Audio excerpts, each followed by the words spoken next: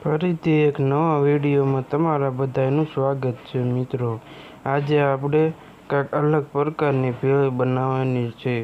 તો મિત્રો સૌથી પહેલાં બટેટા બાફી લીધા છે, તમે જોઈ શકો છો। બટેટા બફાઈ જાય ત્યાર પછી આપણે દેશી ચટણી બનાવવાની છે મિત્રો, દેશી ભેળ તરીકે એને ઓળખી શકાય। સૌથી પહેલાં એક તપેલીમાં મિત્રો તમે જોઈ શકો છો કાળા કલરની રહેતી આંબલી છે અને આ નીચે ગોળ હતો મિત્રો। આંબલી ખાટી અને ગળાશ અને મીઠું નાખ્યું છે। ત્યાર પછી તીખાશ માટે આપણે કોરી ચટણી નાખી છે।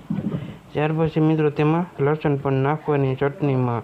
આપણે સાચી રીત તો ચટણીની છે, ચટણી ઉપર મિત્રો ભેળ કાંક ઝલક લાગે અને અલગ લાગે મિત્રો। તમે ઘરે એકવાર બનાવવાની ટ્રાય કરજો મિત્રો, કાંક અલગ પ્રકારની બને છે।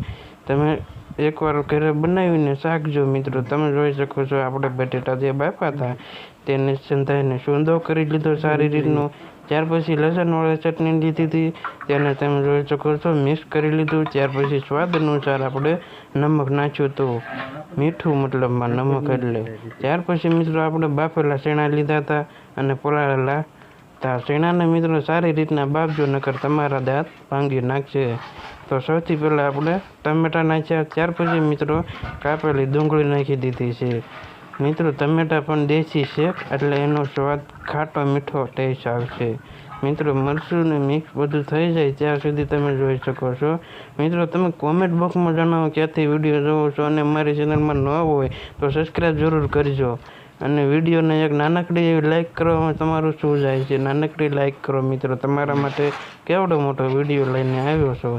તો મિત્રો આ બધું મિક્સ થઈ ગયું ત્યાર પછી મિત્રો આપણે મોળા મમરા નાખવાના, તમે જોઈ શકો છો। ત્યાર પછી મિત્રો આપણે આ લીધું છે, તમે પૌવા જોઈને એમ ન સમજતા પૌવા નાખ્યા છે। આ મિત્રો આપણે મોળા ને પણ તીખા પૌવા છે, તીખા પૌવા કહી શકો અને તીખું સવણું પણ કહી શકો।